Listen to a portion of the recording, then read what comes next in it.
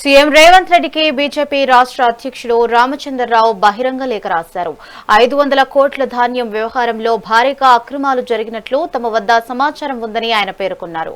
2023 నుంచి ఇప్పటి వరకు మిల్లర్లకు ఇచ్చిన ధాన్యానికి ప్రభుత్వం వద్దకు వచ్చిన బియ్యానికి మధ్య పెద్ద ఎత్తున తేడాలు ఉన్నాయని రామచంద్రరావు ఆరోపించారు.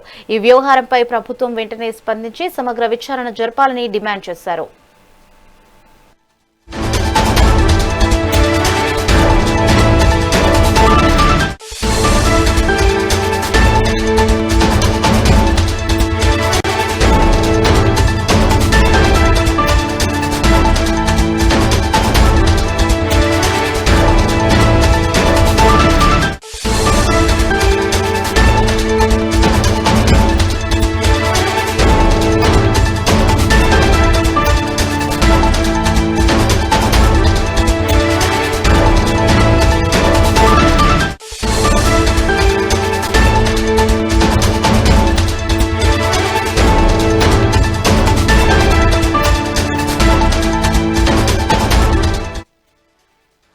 సీఎం రేవంత్ రెడ్డికి బీజేపీ రాష్ట్ర అధ్యక్షుడు రామచంద్రరావు బహిరంగ లేఖ రాశారు.